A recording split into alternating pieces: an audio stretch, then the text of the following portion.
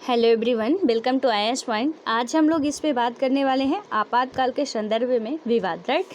तो अभी इससे पहले जो बात कर रहे थे इमरजेंसी कब लगाया गया था। सबसे पहली बार आपका ये क्वेश्चन भी बनेगा कि सबसे पहली बार आपातकाल कब लगाया गया था, किस आधार पे लगाया गया था, कैसे क्या है, ये सारी घटना हम लोग समझ चुके हैं, ठीक है। इंदिरा जी के टाइम पीरियड में लगाया गया था, वो क्यों लगाया गया था। तो आपको पता है कि किस तरीके से विद्रोह पनप रहा था हर एक जगह पे, चाहे वो स्टूडेंट्स हो, चाहे राजनीतिक पार्टियां हो। तो इससे क्या हुआ, और चाहे कृषक वर्ग हो, कहीं मतलब ऑल ओवर इंडिया में देखेंगे आप कि अपने अपने जो भी तबके के थे वो सब क्या कर रहे थे, यहाँ पे आंदोलन कर रहे थे।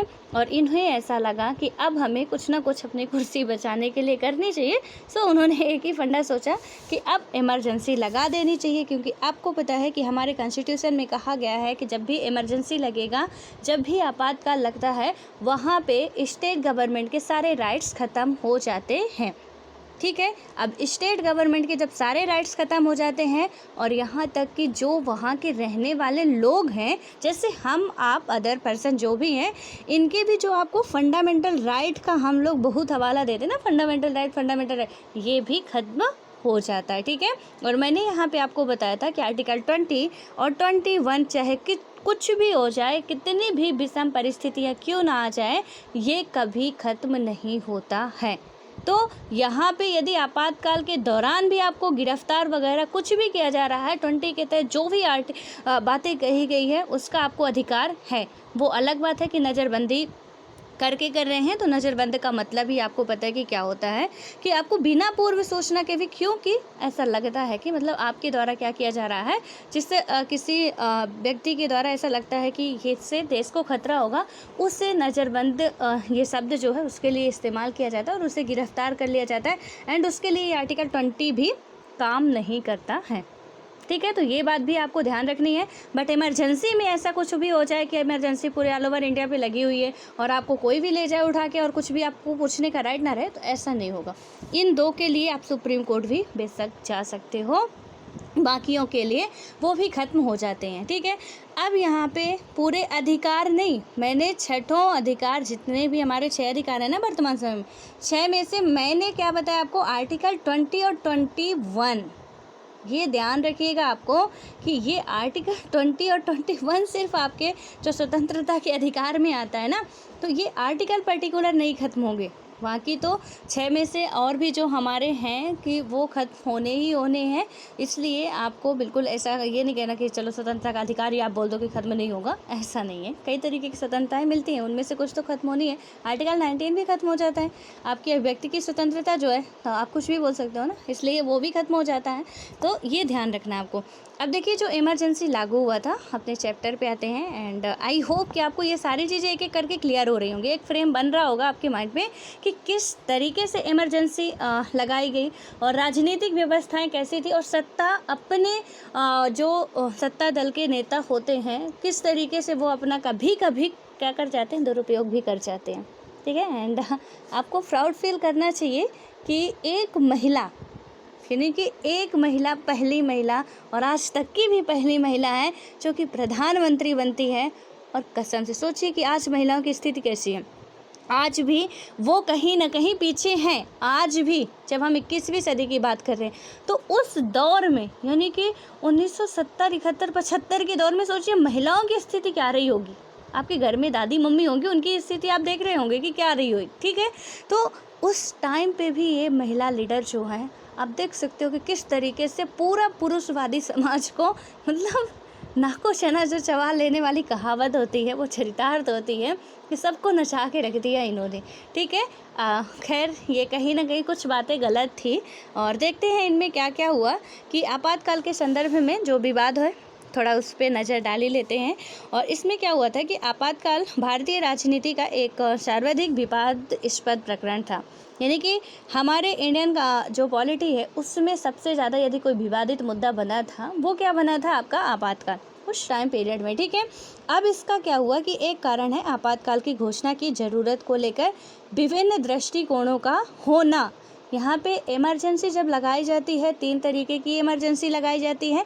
एक बार फिर भी जो न्यू स्टूडेंट हो हालांकि मैं बता चुकी हूँ पहले भी, बट आप जो भी नहीं हो उनके लिए कि आप कहीं पे नोट कर लीजिएगा। इमरजेंसी इंडिया में 3 तरीके की होती है, ठीक है, और उसके लिए पर्टिकुलर आर्टिकल डिफाइन किए गए हैं, जैसे कि आर्टिकल 352 राष्ट्रीय आपातकाल। उसके बाद आपका आएगा यहाँ पे आर्टिकल आता है आपका 356 आता है, जो वो आता है राज्यों में राष्ट्रपति शासन। तो एक टाइम में ऐसा नहीं है कि राष्ट्रपति जी कई राज्यों में लगा सकते हैं, यदि वहाँ के गवर्नर नहीं हैं या कुछ अलग उनके वहाँ के ऐसे किसी स्टेट का लग रहा है कि सिचुएशंस ख़राब है, वहाँ पे राष्ट्रपति शासन लगा दिया जाता है। जस्ट अभी हमने एग्जांपल देखा था, गुजरात में एक टाइम ऐसा था जब राष्ट्रपति शासन लगाया गया था, ठीक है, इन्हीं के टाइम पीरियड में था। और आर्टिकल आपका आता है जो 60, वो आता है वित्तीय आपातकाल। इन तीनों ही आर्टिकल्स को आपको ध्यान रखना है। और इंडिया में 2 आपातकाल तो लग चुके हैं, राष्ट्रीय आपातकाल 3 बार में भी लगा है, और जो आपका राष्ट्रपति शासन है वो तो लगता रहता है, जम्मू कश्मीर में भी लगा था, ठीक है। अभी हाल फिलहाल की घटना आप देखेंगे, जब आर्टिकल 370 खत्म हुआ था तो वहाँ पे भी राष्ट्रीय आपातकाल लगा था। और यहाँ पे जो 360 है ना, वित्तीय आपातकाल की जब मैं बात कर रही हूँ, अभी तक इंडिया में वित्तीय आपातकाल कभी भी नहीं लगाया गया है, इसको भी आपको ध्यान रखना है, ठीक है। तो ये 3 बातें आप नोट कर लीजिए। अब यहाँ पे देखिए कि ये था कि भाई आपातकाल आपने लगाया, लेकिन क्यों लगाया, क्योंकि राष्ट्रीय आपातकाल की यदि हम बात कर रहे हैं ना, तो उनका भी एक क्राइटेरिया फिक्स है। उनकी भी ये है कि आप यदि राष्ट्रीय आपातकाल तो कोई बाह्य विद्रोह हो रहा हो, कोई आंतरिक यहाँ पे गड़बड़ी हो रही हो, क्या रीजन्स, मतलब उसके एक पर्टिकुलर रीजन डिफाइन किए गए कि यदि ऐसा ऐसा होता है तो आपको यहाँ पे आपातकाल या इमरजेंसी लागू करना है। अब इसके देखिए कि क्या हुआ कि दूसरा कारण यह है कि सरकार ने संविधान प्रदत्त अधिकारों का इस्तेमाल करके व्यवहारिक तौर पर लोकतांत्रिक कामकाज को ठप्प कर दिया था। आपातकाल के बाद शाह आयोग ने अपनी जांच में पाया कि इस अवधि में बहुत सारी अति हुई है, और इसके अतिरिक्त भारत में लोकतंत्र पर अमल के लिहाज से आपातकाल से क्या क्या सबक सीखा जा सकता है, इस पर भी अलग अलग राय मिलती है। और इन पर हम एक एक पर नज़र दौड़ाएंगे कि क्या क्या लोगों का मत था, ठीक है, क्योंकि एक कमेटी बैठाई गई थी, ये थी शाह कमेटी, ठीक है। अब इसमें क्या किया गया था, ये जो आपकी शाह कमेटी आती है, जरा इस पर भी देख लीजिए कि इन्होंने तो ओवरऑल ये बता दिया था कि देखिए जो इमरजेंसी लगाई गई है, कहीं ना कहीं इसमें बहुत बड़ी गड़बड़ी हुई है, ठीक है, ज़्यादा गड़बड़ी है, अच्छाइयाँ कम है, कि आप देश की जनता की भले के लिए काम कर रहे हो, बट जनता ही यहाँ पे परेशान हो रही। इमरजेंसी वगैरह लगाई जाती है कि भैया देश परेशान है, उसको बचाने के लिए हम ऐसा एकजुट होकर करेंगे, लेकिन यहाँ पे तो हम जनता को ही तबाह कर रहे हैं, उनकी नसबंदी वगैरह करा रहे हैं, ज़बरदस्ती उन्हें नज़रबंद करके डाल दे रहे हैं जेल पे। तो ये कहीं ना कहीं थोड़ा सा प्रॉब्लम्स क्रिएट कर रहा था, ठीक है। और इनकी जो कमेटी बैठाई गई तो इन्होंने कुछ ये बताया, 1977 में क्या हुआ था, मई में जनता पार्टी की सरकार ने सर्वोच्च न्यायालय के एक भूतपूर्व मुख्य न्यायाधीश श्री JC शाह की अध्यक्षता में एक आयोग गठित किया। किसने? विपक्षी पार्टी ने। यहाँ पे ये मैं सोचिए कांग्रेस पार्टी ने ये कमेटी गठित की थी, किसने गठित की थी, यहाँ पे करवाई थी जनता पार्टी ने। और यहाँ पे क्या हुआ कि इस आयोग का जो गठन 25 जून 1975 के दिन घोषित आपातकाल के दौरान की गई कार्यवाही तथा सत्ता के दुरुपयोग, अत्याचार और कदाचार के विभिन्न आरोपों के विविध पहलुओं की जांच के लिए किया गया था। और आयोग ने क्या किया कि विभिन्न प्रकार के साक्ष्यों की जो जांच और हजारों गवाहों के बयान दर्ज किए। गवाहों में इंदिरा गांधी भी शामिल थी, यहाँ पे जो भी उनसे भी पूछताछ की गई, और वे आयोग के सामने क्या हुआ, उपस्थित हुई, लेकिन उन्होंने आयोग के सवालों के जवाब देने से इनकार कर दिया था। आयोग के सामने तो आती हैं, लेकिन उन्होंने वो जो भी क्वेश्चन पूछे वो जवाब देना ज़रूरी नहीं समझती थी, एंड उन्होंने क्या कर दिया, मना कर दिया। अब उसके बाद देखिए कि भारत सरकार ने क्या किया कि आयोग द्वारा जो प्रस्तुत 2 अंतरिम रिपोर्ट की और तीसरी तथा अंतिम रिपोर्ट की सिफारिशों या पर्यवेक्षणों और निष्कर्षों को स्वीकार किया, और यह रिपोर्ट संसद के दोनों सदनों में भी विचार के लिए रखी गई थी। क्योंकि जब इमरजेंसी लगी थी तो हमने जस्ट अभी देखा था, कल ही बात की, कि उस टाइम पे किसी से पूछा नहीं गया था। इंदिरा जी को लगा कि गड़बड़ है, मामला इमरजेंसी लगा दो, सो उन्होंने इमरजेंसी लगा दिया, ठीक है।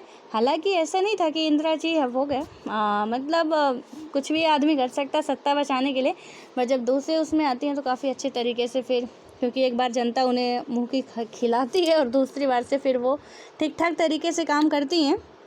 तो यहाँ पे भी जो सिचुएशंस देख रहे हैं आप लोग कि आपातकाल ऐसा लागू करने जैसा कुछ बात थी नहीं, ठीक है। जनता अपनी मांग मान रही थी और जब हम एक डेमोक्रेटिक कंट्री में रह रहे हैं तो यहाँ पे बहुत अच्छी तरीके से पता है हम सबको और बहुत लंबे टाइम से पढ़ते भी आ रहे हैं। यदि लोकतांत्रिक देश है वहाँ पे जनता को क्या होता है, अधिकार होते हैं, खुलेआम आप कुछ भी कर सकते हो, आपको राइट है।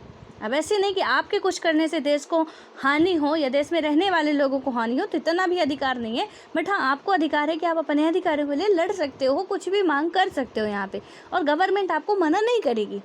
लेकिन यहाँ पे तो वही सीधे से है कि आपने ये सब करके मना ही कर दिया ना कि बंद कर दो सब कुछ भी नहीं होगा, आंदोलन वगैरह सब ठप हो चुके थे।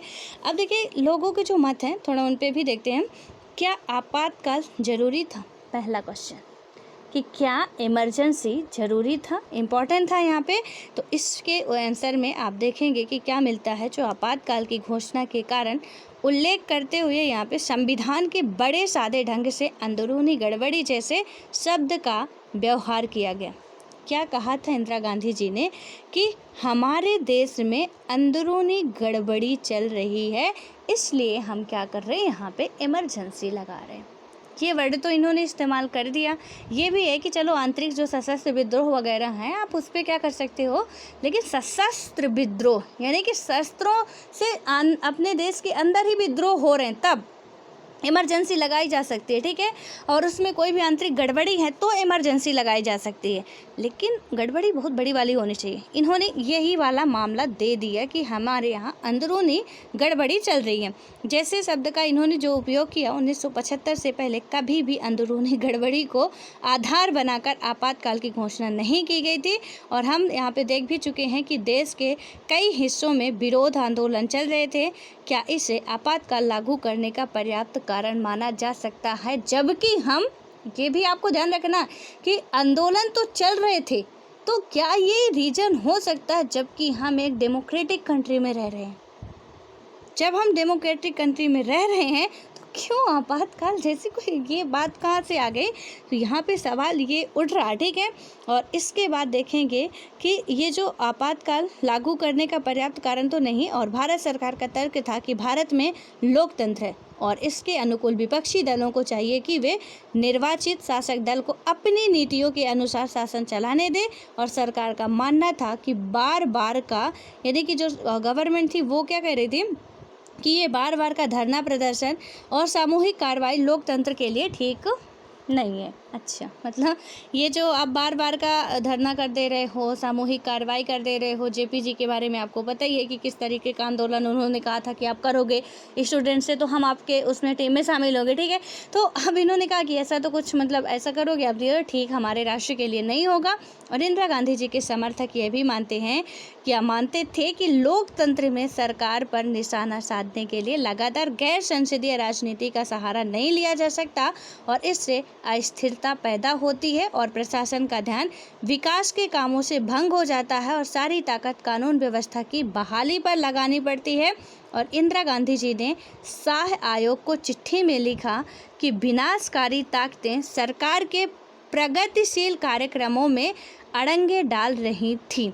इन्होंने क्या चिट्ठी में लिखा, शाह जो कमेटी बनी थी उसमें तो इन्होंने कोई आंसर देना ज़रूरी नहीं समझा, बट एक उन्हें लेटर लिखती हैं और उसमें कहती हैं कि यहाँ पे जो विनाशकारी ताकतें हैं कहाँ पे, हमारे इंडिया में, तो ये क्या कर रही हैं इनको, यानी कि ये सरकार की गति, यानी कि जो भी हम प्रगतिशील कार्यक्रम कर रहे हैं उन पे ये क्या कर रही हैं, बाधा डाल रही हैं, अड़ंगे लगा रही हैं। अब ये जो विनाशकारी ताकतें जैसा वर्ड आया है इसका मतलब क्या है कि जो विपक्षी पार्टियां यानी कि जो भी इनके विद्रोह में है उनके लिए ये वर्ड इस्तेमाल किया गया है, कौन सा, विनाशकारी ताकतें, ठीक है। तो इनके डायरेक्ट हम ना कह के वही है, ठीक है, कि यहाँ पे सीधे से हम कहें या मतलब कुछ उल्टा घुमा फिरा के कहें, बात तो वहीं जानी है। और उन्होंने भी कुछ ऐसा ही किया कि विनाशकारी ताकतें जो है यानी कि जो भी उनके विद्रोह में थे तो उनको ये निशाना बनाते हुए कहती हैं कि ये हमारे कार्यक्रम में क्या कर रहे हैं, जो भी हम प्रगतिशील कार्यक्रम कर रहे हैं यहाँ पे ये अड़ंगा डाल रहे हैं। और मुझे गैर संवैधानिक साधनों के बूते सत्ता से बेदखल करना चाहती है। यानी कि जो भी गैर संवैधानिक साधन है उनके सहारे ये लोग क्या करना चाहते हैं, हमें हमारे ही सत्ता से अलग करना चाहते हैं। अब देखिए दूसरी तरफ यहाँ पे क्या होता है कि कुछ अन्य दल भी यहाँ पे आते हैं और इन अन्य दलों की बात करें जैसे कि आपका हो गया CPI, और इसने आपातकाल के दौरान क्या किया था, कांग्रेस का जो समर्थन था, वो सपोर्ट था, ये करती रही। कौन सी पार्टी थी, CPI करके थी, ठीक है, CBI नहीं था, CPI था। और इसके बाद क्या हुआ कि इसका क्या विश्वास था कि भारत की एकता के विरुद्ध अंतर्राष्ट्रीय साजिश की जा रही है, और CPI का मानना था कि ऐसी सूरत में विरोध पर एक हद तक प्रतिबंध लगाना उचित है। और CPI ये भी कह रही थी कि JP ने जिस जन आंदोलन की अगुवाई की वह मुख्यतः मध्यम वर्ग का आंदोलन था, और यह मध्यम वर्ग कांग्रेस की परिवर्तनकामी नीतियों के विरोध में था। और आपातकाल के बाद CPI ने महसूस किया कि उसका मूल्यांकन गलत था और आपातकाल का समर्थन करना एक बहुत बड़ी गलती थी। यानी कि पहले तो वो क्या कर रहे थे, आपातकाल का समर्थन दे रहे थे, कौन, CPI वाले लोग, ठीक है, जो उस दल के लोग थे, ये कह रहे थे कि आपातकाल ठीक है, और JP जी जो कर रहे हैं, जयप्रकाश नारायण जी कर रहे हैं, वो गलत कर रहे थे। ठीक है भाई, गलत कर रहे थे, लेकिन जब इन्हें समझ में आया कि गलत तो वो नहीं, गलत तो हम लोग थे, गलत तो हम लोग कर रहे थे, और किस तरीके से हम लोग गलत कर रहे थे ये भी जब समझ में आया, तब इनको लगा कि यार बहुत बड़ी गलती हो गई हमसे, कहाँ से, मतलब हमने सपोर्ट कर दिया, नहीं करना चाहिए था, ठीक है, ये उचित नहीं था इमरजेंसी लागू करना। तो अब देखिए जो सपोर्टर्स थे बाद में वो भी विपक्ष में आ रहे हैं, ऑब्वियस है कि कहीं तो गड़बड़ी थी, ठीक है। उसके बाद जो आता है दूसरी तरफ, यदि हम देखते हैं कि आपातकाल के आलोचकों का क्या तर्क था कि आज़ादी के आंदोलन से लेकर लगातार भारत में जन आंदोलन का एक सिलसिला रहा है, कोई आज नई बात नहीं थी। और JP सहित विपक्ष के अन्य नेताओं का ख्याल था कि लोकतंत्र में लोगों को सार्वजनिक तौर पर सरकार के विरोध का अधिकार होना चाहिए, क्योंकि हम कहाँ पे रह रहे, एक जो लोकतांत्रिक देश है वहाँ के हम निवासी हैं। या तो आप लोकतंत्र कहो ही मत, वरना है तो फिर इसका मतलब ही यही है कि वहाँ की हर जनता जनता के लिए जनता के द्वारा ही किया गया शासन है, यहाँ पे नेता और ये सब कुछ नहीं आ रहा है, ठीक है, यही होता है लोकतंत्र। और जब लोकतंत्र में है तो कैसे हम आंदोलन कर रहे हैं तो आप इमरजेंसी लगा सकते हो। और इसके बाद ये जो कह कौन रहे हैं ऐसा, अभी तो ये आलोचक ही अपनी पीट रहे हैं, देखिए आगे कितना सफल हो पाते हैं। बिहार और गुजरात में चले विरोध आंदोलन ज़्यादातर समय क्या हुआ था कि अहिंसक और शांतिपूर्वक रहे, और जिन लोगों को गिरफ्तार किया गया था उन पर कभी भी राष्ट्र विरोधी गतिविधियों में लिप्त रहने का कोई मुकदमा नहीं चला। अधिकतर क्या हुआ था कि बंदियों के खिलाफ कोई मुकदमा दर्ज ही नहीं हुआ था, और देश के अंदरूनी मामलों की देखरेख का जिम्मा गृह मंत्रालय का होता था। और गृह मंत्रालय ने भी क्या कर दिया यहाँ पे कि कानून व्यवस्था की बाबत कोई चिंता नहीं जताई थी। अगर यहाँ पे कुछ आंदोलन अपनी हद से बाहर जा रहे थे तो सरकार के पास अपनी रोज़मर्रा के अमल में आने वाली इतनी शक्तियाँ थी कि वह ऐसे आंदोलन को हद में ला सकती थी। ये कहाँ पे था, होम मिनिस्ट्री जो होती उसके अंडर पे था। आपको ये सारी चीज़ें जो भी गिरफ्तारी वगैरह हो रही थी, और ये ऐसा मानना था कि इतना तो है हमारे पास पावर कि हम एक दिन के अंदर ये सारा कुछ बंद करा सकते हैं। ऑब्वियसली बंद हो ही गया, आपने इतना बड़ा पावर इस्तेमाल कर दिया, जो कि बहुत सोच समझ के करना पड़ता है, और यहाँ पे सीधे सीधे हो रहा तो वो तो ठीक था। और लोकतांत्रिक जो हमारी कार्यप्रणाली को ढप करके आपातकाल लागू करने जैसे अतिचारी कदम उठाने की ज़रूरत कतई नहीं थी। वही ना मैंने बताया अभी कि हमने इतना बड़ा कदम उठा लिया कि होम मिनिस्ट्री थी, उसके अंडर बहुत सारी ताकत थी, बहुत सारी शक्तियाँ थी, जो कि ऑल ओवर इंडिया के लिए ही पूरी हो जाती, और वहाँ पे हम आसानी से दबा सकते थे। बट इतना मतलब अजीब था कि इतना बड़ा कदम उठा लेना एक हिम्मत वाली बात ही है कि कोई नहीं करेगा, सीधे सीधे यही करो, सब कुछ बंद करो, ज़्यादा बेटर होगा। तो कहीं ना कहीं ये लोकतंत्र के लिए आप समझ सकते हो कि कितनी बड़ी समस्या थी। और दरअसल क्या हुआ, खतरा देश की एकता और अखंडता को नहीं बल्कि शासक दल और स्वयं प्रधानमंत्री को था। यहाँ पे अब आई बात, या अब आया ऊँट पहाड़ के नीचे। जो ये सीधे सीधे कहना चाह रहे थे, इतना लंबा चौड़ा कहा इन्होंने, ये सीधा सा मतलब ये था कि ना तो खतरा देश के प्रति था, ऐसा भी कह सकते थे आलोचक जो थे कि इंदिरा जी अपनी सत्ता बचाने के लिए ये सब कर रही थी। पर ठीक है, कहाँ समझा के बताएं, अच्छी बात है।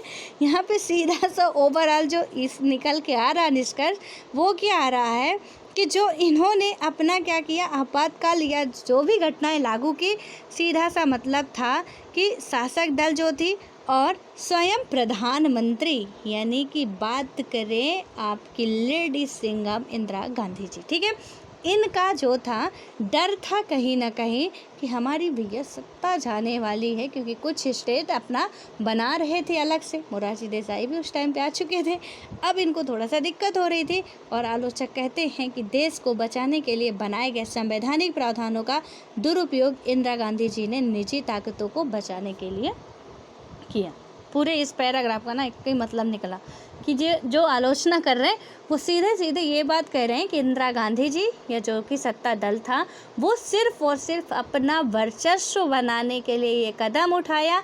एंड साफ साफ आपको भी दिख रहा, हमें भी दिख रहा कि घटनाएं जिस तरीके से हुई थी, जो भी हो रहा था, ऑब्वियस है कि हमारी मांगे पूरी नहीं होंगी तो हम यहाँ पे आंदोलन करेंगे, अनशन करेंगे, सो दैट आप इमरजेंसी लागू कर दोगे। हम एक डेमोक्रेटिक कंट्री में रह रहे हैं ना, हमारे ये राइट है। किसी तानाशाही में रह रहे होते, किसी राजशाही देश में रह रहे होते तो हमारे अधिकार नहीं थे, आप कुछ भी लागू कर सकते थे। बट हम क्या कर रहे हैं, एक यहाँ पे हम स्वतंत्र देश में और स्वतंत्र देश के अलावा लोकतंत्र देश में रह रहे हैं और यहाँ पे ऐसा नहीं होगा। हमारे अधिकार है हमारे पास कुछ। और इस इमरजेंसी का मतलब आप समझते हो कि खाना रखा है आपके सामने, लेकिन कहा जा रहा है आपसे कि सिर्फ़ और सिर्फ आपको बहुत सारे व्यंजन रखे हैं और ये कहते हैं कि सिर्फ़ और सिर्फ एक ही रोटी उठा के खानी है, दूसरे पे हाथ मत लगाना। हमारे सामने है बहुत कुछ, बट एक ही उठानी है, अब दूसरे पे हाथ नहीं लगाना। ना तो भूख मिट रही, ना तो हमारी जो इच्छाएं थी अंदर से कि हमें रसगुल्ला भी खाना था, सब्जी भी खानी थी, वो भी खाना था, वो भी खाना था, बट अब क्या करें, कुछ कर भी नहीं सकते क्योंकि वो डंडा लेके बैठा है सामने हमारा कोई। इसी तरीके से इमरजेंसी लगा के हमारे सारे राइट ही ख़त्म कर दिए गए। यहाँ की स्टेट का भी कोई राइट नहीं रह जाता इमरजेंसी में, तो ये उसका रूल ही होता है। और यहाँ से पूरा वही था कि मतलब रोक के रखे हमें कि बस देखो, करो कुछ मत, देखो चुपचाप बैठ के, ये होता था, ठीक है। और उस टाइम पे ऐसा हुआ था। और अब देखिए आपातकाल के दौरान क्या क्या हुआ, अभी तो बाकी है, अभी पिक्चर पूरी बाकी है, देखते चाहिए आगे आगे क्या क्या होता है, ठीक है। अभी तो आलोचकों की बात हुई, अब जो दूसरा भी आलोचक ही आएंगे। और यहाँ पे जो दूसरा क्वेश्चन आपका है कि आपातकाल के दौरान आखिर क्या क्या घटनाएं घटी। बहुत कुछ घटी हैं, आप देख भी रहे हो कि क्या क्या घटनाएं घटी। आपातकाल का जो वास्तविक क्रियान्वयन भी अपने आप में एक विवाद का एक मुद्दा रहा। और क्या सरकार ने अपनी आपातकालीन शक्तियों का दुरुपयोग किया? जी हाँ, देखते हैं अभी कि किया कि नहीं। और क्या इस दौरान सत्ता का दुरुपयोग हुआ और उसके बूते ज्यादतियाँ की गई? तो इसको भी अभी देखेंगे कि दुरुपयोग हुआ या इसके सहारे किसी को क्या किया गया, टॉर्चर किया गया। यहाँ पे सरकार ने कहा कि वह आपातकाल के जरिए कानून व्यवस्था को बहाल करना चाहती है। गवर्नमेंट ने अपना वो ओवरव्यू दे दिया था कि भैया हमारे काम में ये बाधा डाल रहे हैं, नौकरशाह अपना ढंग का काम कर नहीं पा रहे हैं, ये आंदोलन चुप कराने में ही, बंद कराने में ही लगे हुए हैं, विकास का काम कोई हो नहीं रहा है। तो इन्होंने अपना ये तथ्य दिया। कार्यकुशलता बढ़ाना चाहती थी। इन्होंने क्या कहा कि जो ये कानून व्यवस्था को बहाल करना चाहती थी, कार्यकुशलता बढ़ाना चाहती थी और गरीबों के हित के कार्यक्रम को लागू करना चाहती थी। और इस उद्देश्य से सरकार ने एक 20 सूत्री, ठीक है, यहाँ पे क्या किया, कार्यक्रम लॉन्च की और इससे लागू करने का अपना दृढ़ संकल्प दोहराया। और 20 सूत्री कार्यक्रम में भूमि सुधार, ये तो पहले ही जब एक बार आपका चुनाव हुआ था ना, बीच में ही लोकसभा भंग करके चुनाव कराई गई थी, उसी में ये 20 सूत्री मांग वांग आई थी, ठीक है। यहाँ पे देखिए क्या क्या था कि 20 सूत्री मांग में जो था कि भूमि सुधार हो गया, आपका जो लैंड रिफॉर्म की बात होती है, भू पुनर्वितरण हो गया, खेतिहर मजदूरों के पारिश्रमिक पर पुनर्विचार, प्रबंधन में कामगारों की भागीदारी हो गया, बधुआ मजदूरी की समाप्ति हो गया, आदि ऐसे कुछ मसले थे जहाँ पे इसमें शामिल हुए। और आपातकाल की घोषणा के बाद शुरुआती महीनों में मध्यम वर्ग इस बात से बड़ा खुश था कि विरोध आंदोलन समाप्त हो गया और सरकारी कर्मचारियों पर अनुशासन लागू हुआ। गरीब और ग्रामीण जनता को भी उम्मीद थी कि सरकार जिन कल्याण कार्यक्रमों को लागू करने के वादे कर रही है, उन्हें अब कारगर तरीके से लागू किया जाएगा। समाज के विभिन्न वर्गों की अलग अलग अपेक्षाएं थी और इसके कारण क्या हुआ यहाँ पे कि आपातकाल को लेकर उनके दृष्टिकोण भी अलग अलग थे। सबके अपने अपने ओवरव्यू थे। कुछ होते हैं, देखिए ज़्यादातर ना एक बात याद रखिएगा कि जब भी कोई आंदोलन हो रहा है, कोई कुछ भी हो रहा, एक तो जो सबसे गरीब होगा वो कभी शामिल नहीं होगा, ठीक। दूसरा, जो सबसे अमीर होगा वो भी शामिल नहीं होगा। मतलब सबसे का मतलब समझ रहे हैं ना, एक पीक वाला कि जिसके पास अब कुछ नहीं है, यदि आज नहीं कमाएगा तो वो आज नहीं खाएगा। ये सत्य है उसके जीवन की, सच्चाई है कि यदि आज उस बंदे ने काम नहीं किया तो उसके घर में आज चूल्हा नहीं जलेगा, कोई भी खाना नहीं खाएगा आज। वो आंदोलन वगैरह में चाहे दुनिया का कौनो आंदोलन कर लो आप, वो पार्टिसिपेट नहीं करने वाला, ठीक है। लेकिन अब जैसे बहुत अमीर आदमी है जिनके पास बहुत पैसा है, उन्हें भी इन सब चीज़ों से कोई मतलब नहीं है, वो भी इसमें पार्टिसिपेट नहीं करेंगे। तो अब बचते कौन है? बचते हैं सिर्फ मध्यम वर्ग वाले। इन्हें ये सारी चीज़ों की ज़रूरतें हैं और यही सारे काम करते हैं, ठीक है, क्योंकि इनके पास ठीक ठाक खाने को भैया है और ठीक ठाक यहाँ पे थोड़ी बहुत पैसा भी आ जाता है। यानी कि इनकी सिचुएशंस आप कह सकते हो कि यदि 2-4 दिन ये नहीं भी कमाएंगे तो इतना है कि ये खा लेंगे। ऐसा नहीं कि ज़िंदगी कट जाएगी, बट हाँ 2-4 दिन 10 दिन का नुकसान करते हैं तो इन्हें दिक्कत ज़्यादा नहीं होने वाली है। यही होता है आपका मध्यम वर्ग, ना तो अमीर ना तो गरीब, ये दोनों में ही आते हैं। तो अब इनके पास ये जो सारी चीज़ें थी और ज़्यादातर ये जो कर रहे थे सब कुछ, वो मध्यम वर्ग वाले ही शामिल थे, ठीक है। और इन्हें क्या लगा कि गवर्नमेंट जो सारी चीज़ें ये कर रही थी, कहीं ना कहीं मध्यम वर्ग वाले भी इसमें फंस रहे थे और उन्हें भी लग रहा था कि ये गड़बड़। अब लैंड रिफॉर्म की बात आती है तो उसमें भी देखिए कि क्या हुआ था कि जब भूमि सुधार आते, इंदिरा आवास के लिए ज़मीन दी जाती है, और जब ज़मीन दी जाती है तो इसके लिए पहले दी जा रही थी, ठीक है। और यहाँ पे क्या होगा कि जब ज़मीन तो देंगे और ज़मीन देंगे तो ऑब्वियस है कि कहीं जो कोई रह रहा होगा उससे ज़मीन छीनी जाएगी तो गड़बड़ तो होना था। वो तो बात बनी बनाई थी कि हम पहले से रह रहे हैं, गवर्नमेंट की ज़मीन जितनी होती है। आप लोगों को एक बात और याद रखिएगा कि कभी भी ना ज़मीन वगैरह जब भी लीजिए उसकी पूरी हिस्ट्री समझ लीजिएगा, तभी लीजिएगा। वरना कोई भी यदि गवर्नमेंट की ज़मीन है, आपने चाहे ख़रीदा हो चाहे कुछ भी किया हो, जब गवर्नमेंट चाहेगा आपको बिना पेमेंट किए आपसे वो ज़मीन ले जाएगा। और वहाँ पे हम आप कुछ भी नहीं कर पाते फिर, क्योंकि वो ज़मीन थी गवर्नमेंट की। इसलिए ज़मीन का थोड़ा सा कुछ लोगों के साथ ऐसा हुआ है कि ज़मीन तो लिए बट अब वो गवर्नमेंट ने ले लिया, उसे पैसा भी कुछ नहीं मिला और पूरा सब कुछ इधर के इनका तो दिवाला निकल गया, कुछ बचा भी नहीं इनके पास। इसलिए आप थोड़ा सचेत रहिएगा, आगे आने वाले फ्यूचर में हो सकता है कि ज़मीन ही ना बचे।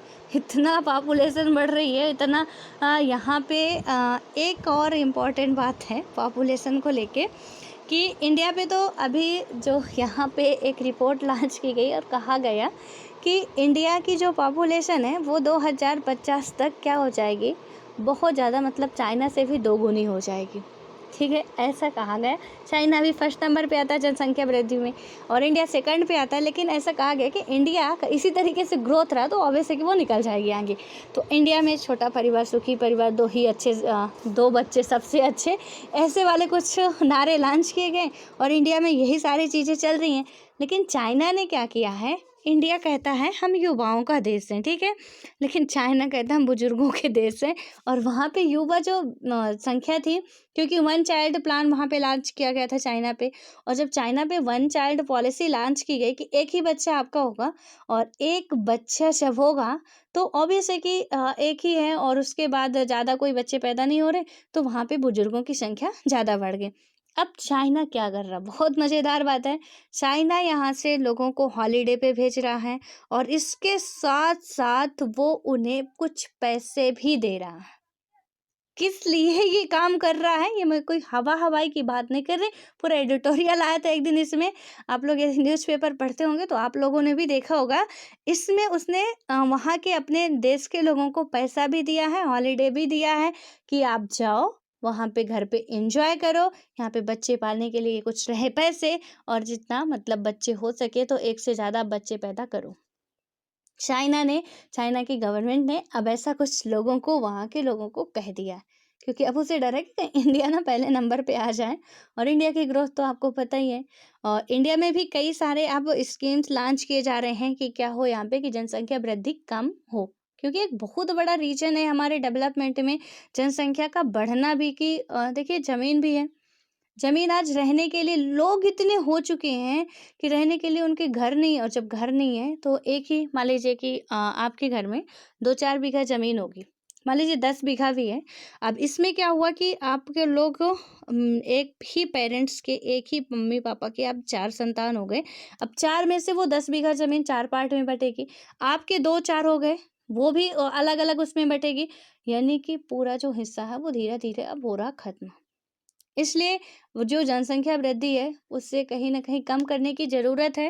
एमपी वगैरह में तो ये लॉन्च किया गया है कि जिसके पास भी यदि 2 संतानें हैं, ठीक है? जो पहले जॉब में था और जिसके पास 2 से अधिक संतानें थीं, तो उन्हें तो नहीं छुड़ाया जाएगा या उन्हें कुछ ऐसा नहीं किया जाएगा। लेकिन जो अभी अनमैरिड हैं या जिनके पास अभी संतानें नहीं हुई और गवर्नमेंट एम्प्लॉयी हैं, उनके पास कितनी संतानें होनी चाहिए? 2। आप में से एमपी का कोई हो तो प्लीज़ ध्यान से सुन लीजिएगा कि आप यदि गवर्नमेंट में जॉब करना चाहते हैं या कर रहे हैं और अभी अनमैरिड हैं, वहाँ से क्या होगा, आपके जो भी रिलेटिव हैं उन्हें भी बता दीजिएगा कि 2 ही बच्चे होंगे तो आपकी जॉब बची रहेगी। अदरवाइज़ जैसे ही तीसरा बच्चा हुआ, गवर्नमेंट को पता चला, तो आपकी जॉब खतरे में आ जाएगी। इनफैक्ट आपको वहाँ से निकाल भी दिया जा सकता है। ये एमपी गवर्नमेंट की, आप कहो कि धमकी है या यहाँ के रूल है, और यहाँ की ये स्कीम लॉन्च की गई है कि 2 ही बच्चे होने चाहिए अब।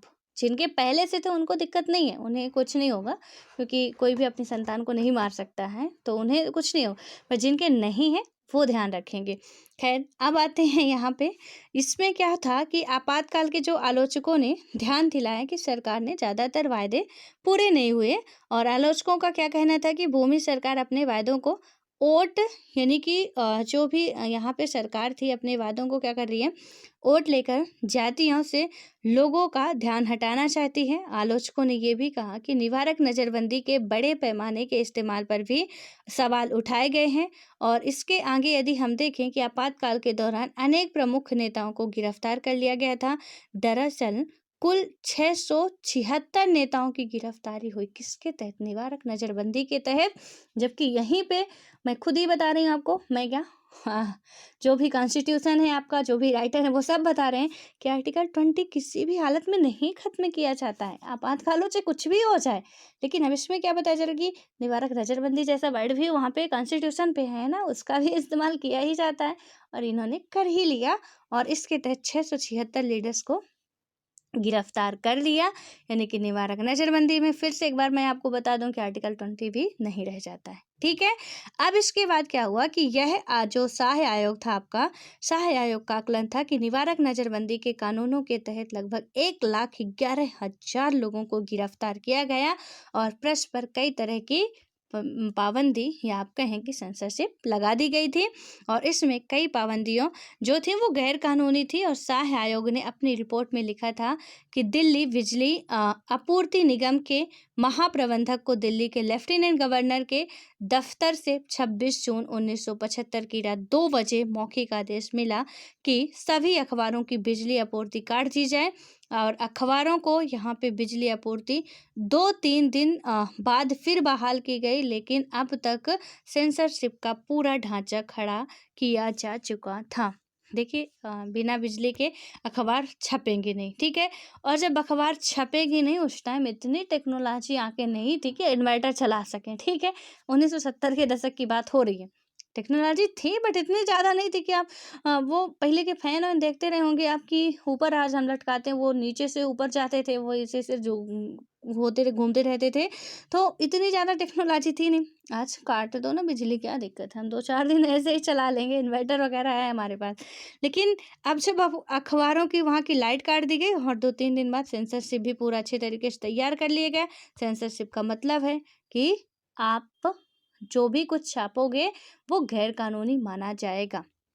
जो भी कुछ छापोगे, मतलब कि जिस चीज़ के लिए सेंसरशिप लगाई गई है, ठीक है, उन्हें ऐसा लगता है कि आपके छापने से कहीं न कहीं हमारे राष्ट्र की शांति भंग होगी और इससे आपको नहीं छापना चाहिए और यहाँ पे ये पाबंदी आपको लगा दी जाएगी और आप नहीं कर सकते हो। एडिटोरियल के पेज खाली रहते थे, बट हमने वहीं पे देखा था कि इंडियन एक्सप्रेस वाले मानते नहीं हैं, मैगज़ीन वाले तो बंद ही कर देते हैं कि बंद ही कर दो, बेटर है, क्योंकि अब तो कुछ कर नहीं सकते हैं ना। और इसके अलावा क्या हुआ कि कुछ और भी गंभीर आरोप ऐसे लोगों को लेकर लगे थे जो किसी आधिकारिक पद पर नहीं थे, लेकिन सरकारी ताकत का इन लोगों ने इस्तेमाल किया था। और प्रधानमंत्री के छोटे बेटे संजय गांधी उस वक्त किसी आधिकारिक पद पर नहीं थे, फिर भी उन्होंने क्या किया था कि प्रशासन पर उनका असर था और आरोप लगाया जाता है कि उन्होंने सरकारी कामकाज में दखल दिया। यानी कि संजय गांधी कुछ नहीं थे, इंदिरा गांधी जी के बेटे थे, और राजीव गांधी, संजय गांधी ये कुछ नहीं थे, लेकिन ये फिर भी क्या कर रहे हैं, कहीं ना कहीं अपनी गवर्नमेंट में कुछ ज़्यादा ही वो क्या दिखा रहे हैं, मम्मी है तो क्या दिक्कत है, मम्मी है तो सब कुछ है, जहान ही है पूरा, उनको पद पाने की क्या ज़रूरत थी, तो उन्होंने भी दखल दिया। लेकिन डेमोक्रेटिक कंट्री है, यहाँ पे मम्मी हो चाहे पापा हो, मम्मी है तो मम्मी में बस रहेंगी, फिर वहाँ पे बेटा बेटी नहीं आ सकते हैं, ठीक है। उनका यदि काम है तो वह काम वही करेंगे। और इसके बाद क्या, सरकारी कामकाजों में दखल दी और दिल्ली में झुंगी वस्तुओं को हटाने तथा जबरन नसबंदी करने की मुहिम में उनकी भूमिका को लेकर बड़े विवाद उठे। यानी कि सरकारी झुंगियों को भी हटा दो और जबरन नसबंदी करो, जनसंख्या वृद्धि हो रही है ना, ये सब स्कीम लॉन्च करो कि 2 बेटे होंगे वरना हम क्या करेंगे, बेटे बेटियां कुछ भी हो, सिर्फ 2 ही अच्छे होंगे वरना हम आपको जॉब से निकाल देंगे, ये वो दुनिया भर का कौन लॉन्ग टर्म वाला करे। इंदिरा गांधी जी ने कहा चलो काम ही खत्म करते हैं, अब नसबंदी ही करा देते, ना रहेगी बांस ना बजेगी बांसुरी।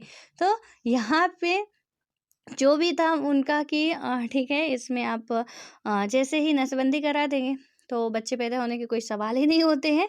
तो जबरन लोग, अरे यहाँ तक कि 18 साल से ऊपर जितने भी थे लड़के, उनका भी हो रहा था, यानी कि लड़के लड़कियां जो भी थे उन सबका हो रहा था। ऐसी सिचुएशन आ चुकी थी और राजनीतिक कार्यकर्ताओं को की गिरफ्तारी और प्रेस पर लगी पाबंदी के अतिरिक्त आपातकाल का बुरा असर आम लोगों को भी भुगतना पड़ा।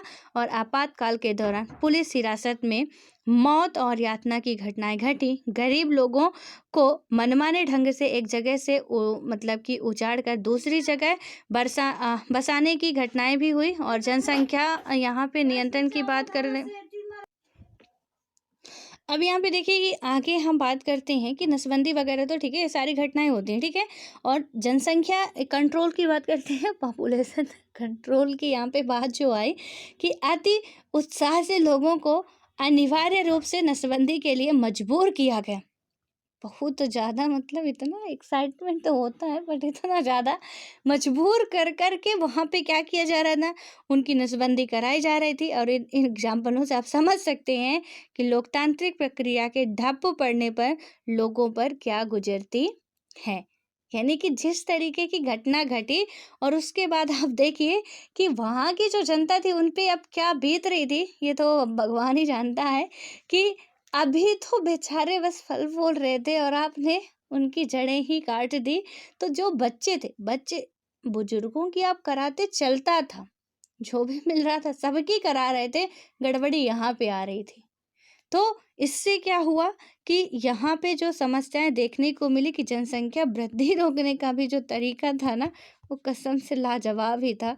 कि ऐसे में लोग मानने वाले तो हैं नहीं कि भैया जनसंख्या मत फैलाओ मत फैलाओ, तो उनको समझ में तो आता नहीं है।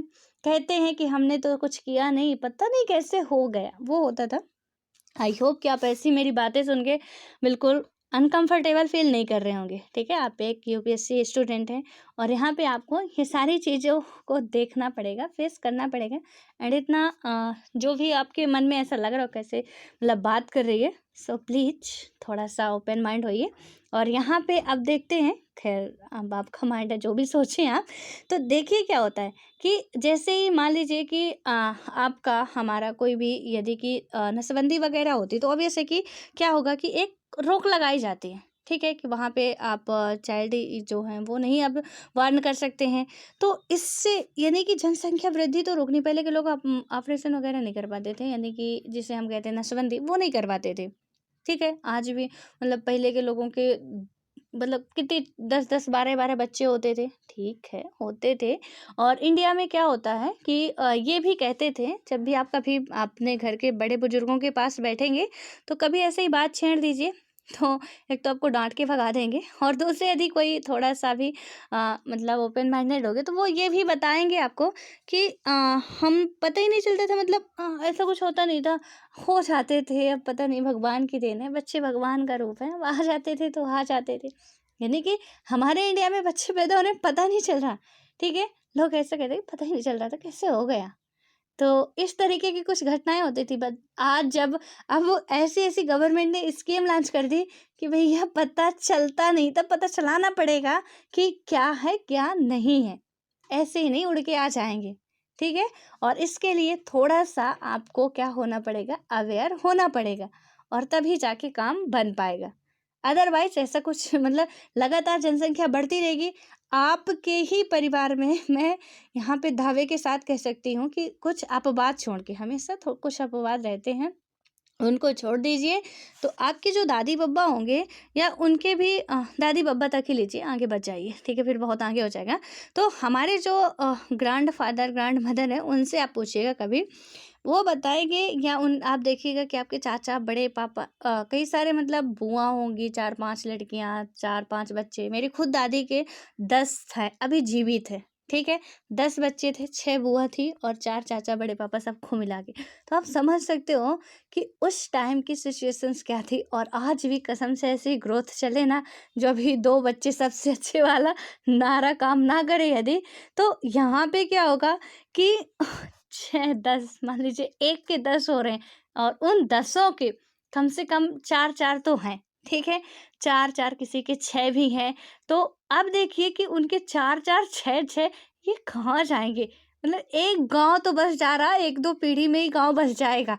इतने में तो पूरा गांव का निर्माण ही हो जाना है कि एक फैले हुए हमारी दादी के 10, और उसके बाद कुछ खत्म भी हो गए हैं, ठीक है।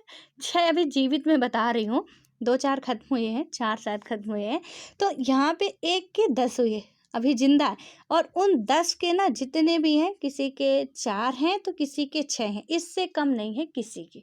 4 या 6 या 3, ठीक है। 1 तो किसी के पास भी नहीं है, 2 है, 2 भी मतलब कम ही लोग हैं, 2 तो शायद मेरे उसमें किसी के नहीं है, और 3 6 4, ठीक है, इस तरीके के हैं। अब देखिए कि मतलब इनका, और इन जो 4 के थे अब उनमें हम लोग आ रहे हैं, ठीक है।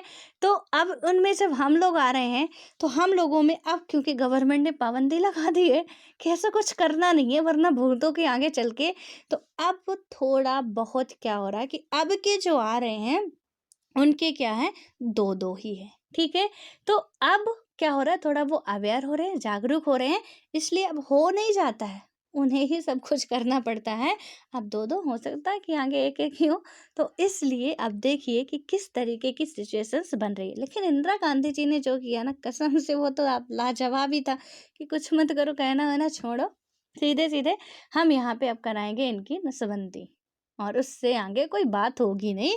अब आता है आपातकाल से सबक, या आपातकाल की सिचुएशंस जब थी, वहाँ से हमें क्या क्या सबक सीखने को मिला, इसकी यदि हम बात करें तो इसमें आप लोग देखेंगे यहाँ पे कि आपातकाल से एक बार की भारतीय लोकतंत्र की आपातकाल में कमजोरियां उजागर हुई। और हालांकि यहाँ पे बहुत से पर्यवेक्षक क्या मानते थे कि आपातकाल के दौरान भारत का लोकतांत्रिक नहीं रह गया था, लेकिन यह भी ध्यान देने की बात है कि थोड़े ही दिनों के अंदर कामकाज फिर से लोकतांत्रिक ढर्रे पर लौट आया। और इस तरह आपातकाल एक सबक तो यही है कि यहाँ पे भारत से लोकतंत्र को विदा कर पाना बहुत कठिन है। यानी कि आपातकाल से जो समझ में आया हमें कि कुछ भी कर लो, लेकिन जो डेमोक्रेटिक की बात हम करते हैं वो अब नहीं हो सकता। यहाँ से आप उसे अलविदा तो कह नहीं सकते हो। और दूसरा, आपातकाल से क्या आपको सीखने को मिला कि संविधान में वर्णित आपातकाल के प्रावधानों में कुछ अंतर्गत सुलझाव भी प्रकट हुए, जिन्हें बाद में सुधार लिया गया था। और अब अंदरूनी आपातकाल सिर्फ सशस्त्र विद्रोह की स्थिति में लगाया जा सकता है, और इसके लिए यह भी जरूरी है कि आप आपातकाल जो है, आपातकाल की घोषणा की सलाह मंत्रिपरिषद राष्ट्रपति को लिखित में दे। ये चीजें अब यहाँ पे बिल्कुल थी, तो पहले भी ऐसा नहीं था, आप कोई ना माने तो वो अलग बात। लेकिन अब यहाँ से क्या कर दिया गया, कंपल्सरी कर दिया गया कि इसमें अब ये था कि भैया कुछ टाइट वाला रूल रेगुलेशन बना, वरना कोई भी अब फिर से दोबारी ऐसा दो इंदिरा गांधी जी जैसा कोई अब दोबारा ना कर पाए। इसलिए यहाँ पे कुछ तो करना पड़ेगा, वरना अपने निजी लाभ के लिए कोई कभी भी कुछ भी कर देगा। यहाँ पे हमारी कुर्सी जा रही है, आप आपातकाल लगा दो, काम खत्म, लोगों का ध्यान दूसरी तरफ भटक जाएगा। इसलिए इसमें क्या कहा गया कि अब जब भी अंदरूनी गड़बड़ी, आपने कहा था ना, अंदरूनी गड़बड़ी में जब सशस्त्र विद्रोह होगा, मैंने सशस्त्र का जो संधि विच्छेद किया आपको कि शस्त्र सहित जब विद्रोह होगा तो आप क्या करोगे, इमरजेंसी लगाओगे। यानी कि जब खूनी यहाँ पे विद्रोह होंगे तब इमरजेंसी की बात करोगे, अदरवाइज आप नहीं लगाओगे। आंदोलन वगैरह कोई कर रहा है, शांतिपूर्वक कर रहे हैं, इसका मतलब ये नहीं कि इमरजेंसी लगा दी जाए। और उसके बाद एक ये भी किया गया कि जैसे इंदिरा गांधी जी जाती हैं, फखरुद्दीन अली अहमद को कहती हैं आपातकाल लागू करना, सिग्नेचर करके दे देते। लेकिन अब राष्ट्रपति सिग्नेचर तभी करेंगे जब क्या होगा, मंत्रिपरिषद के सभी व्यक्तियों की वहाँ पे सलाह या मशवरा होगा, उनसे जब सारी बातें क्लियर हो जाएंगी, सब सिग्नेचर करेंगे पूरे मंत्रिपरिषद, चाहे वो लोकसभा हो चाहे राज्यसभा हो, ठीक है। उसके बाद जाके वो दोनों सदनों में ये सब काम होने के बाद, सोच विचार करने के बाद, फिर राष्ट्रपति महोदय सिग्नेचर करेंगे। ये चीजें आपको याद रखनी है। राष्ट्रीय आपातकाल की एक घटना बता रही हूँ मैं, ठीक है। और तीसरा जो हमें सीखने को मिला यहाँ पे कि आपातकाल से हर कोई नागरिक अधिकारों के प्रति ज्यादा सचेत हुआ। आपातकाल की समाप्ति के बाद अदालतों ने व्यक्ति के नागरिक अधिकारों की रक्षा से सक्रिय भूमिका निभाई। न्यायपालिका आपातकाल के वक्त नागरिक अधिकारों की कारगर तरीके से रक्षा नहीं कर पाई थी और इसे महसूस करके अब वह नागरिक अधिकारों की रक्षा में तत्पर हो गई और आपातकाल के बाद नागरिक अधिकारों के कई संगठन वजूद में आ चुके थे। हमारे जो अधिकार के कुछ ऑर्गेनाइजेशंस थे वो भी सामने आए। न्यायपालिका को भी अब कहीं ना कहीं अपनी ताकत का अंदाजा हो रहा था। और बहरहाल आप देख सकते हैं कि आपातकाल के संकटपूर्ण वर्षों में कई ऐसे सवाल छोड़े हैं जिन पर पर्याप्त ध्यान नहीं दिया गया। और इस अध्याय में हम लोग ये सारी चीज़ें देख चुके हैं कि लोकतांत्रिक सरकार के रोजमर्रा के कामकाज और विभिन्न दलों और समूहों के निरंतर जारी राजनीतिक विरोध के बीच क्या था, तनाव की स्थितियां बनती हैं। और ऐसे में लोगों के बीच एक सधा हुआ संतुलन क्या हो सकता है, क्या नागरिकों को विरोध की कार्रवाई में शामिल होने का पूरा आज़ादी होनी चाहिए अथवा उन्हें इसका कोई अधिकार ही नहीं होना चाहिए, ऐसे विरोध की सीमा क्या मानी जाए। ठीक है, तो ये सारी चीज़ें जो आती हैं वो क्वेश्चंस जो भी यहाँ पे उठ रहे हैं, ऑब्वियस है कि ठीक है, बट अभी इनके लिए सारी चीज़ें क्लियर हो चुकी हैं। ठीक है कि किस तरीके से आप क्या मानोगे, क्या इनका क्राइटेरिया होगा जब भी कोई गड़बड़ी होती है। और इसके बाद आपका आता है कि आपातकाल का जो वास्तविक क्रियान्वयन पुलिस और प्रशासन के जरिए हुआ और ये संस्थाएं स्वतंत्र होकर काम नहीं कर पाई और इन्हें शासक दल ने अपना राजनीतिक औजार बनाकर इस्तेमाल किया। और शाह कमीशन की रिपोर्ट के अनुसार पुलिस और प्रशासन राजनीतिक दबाव के चपेट में आ गए थे और यह समस्या आपातकाल के बाद भी खत्म नहीं हुई थी।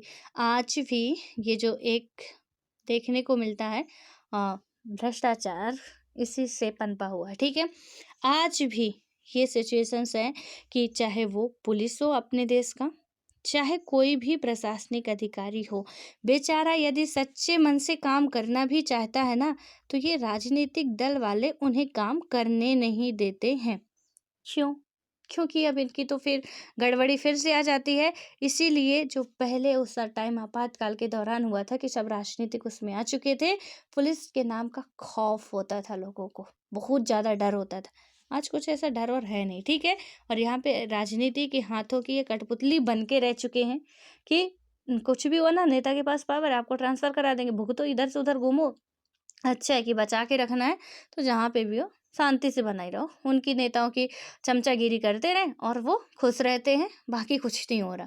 तो एक जॉब भी यार, मतलब इतनी शानदार जॉब को फिर ऐसा कुछ किया जाए, तो फिर भी आज भी वही चल रहा है, बहुत अच्छे तरीके से चल रहा है। एक डीएम के पास भी पावर तो बहुत होती है, लेकिन इस्तेमाल कर पाना ना उसके लिए बहुत मुश्किल हो जाता है, बहुत मुश्किल हो जाता है। आप भी ना सोच रहे होगे कि अभी हम एक ईमानदार डीएम बनेंगे, कई बार इंटरव्यू में भी क्वेश्चन पूछे जाते हैं ऐसे, एथिक्स में भी आपके क्वेश्चंस आते हैं, गवर्नेंस में भी आते हैं। एथिक्स में तो केस स्टडी ही ऐसी आ जाती हैं, इंटरव्यू में भी आपसे ऐसे ही क्वेश्चन पूछ लिए जाते हैं कि राजनेता वहाँ पे हैं, आपको ऐसे ऐसे दबाव डाल रहे हैं, आपका ट्रांसफ़र करा सकते हैं, उस सिचुएशन में आप कैसे टैकल करेंगे, क्या करेंगे, वहाँ का क्या आप रास्ता निकाल सकते हैं कि आपकी जॉब भी या कि आपका ट्रांसफ़र भी बचा रहे, आप वहाँ के समस्या का समाधान, नेता भी खुश रहें, कुछ ऐसे बातें आपसे की जाती हैं, ठीक है।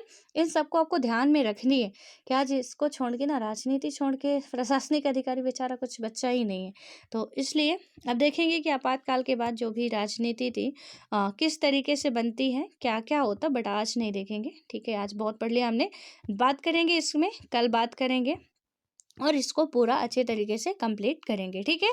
तो अब इसके बाद की राजनीति में भी अच्छी हो, आई होप कि अच्छी होनी चाहिए, क्योंकि गड़बड़ी बहुत ज़्यादा झेल चुके थे जनता भी और लीडर भी, गड़बड़ी कर कर के अब थकने वाले थे। तो खैर, मिलते हैं हम नेक्स्ट वीडियो में।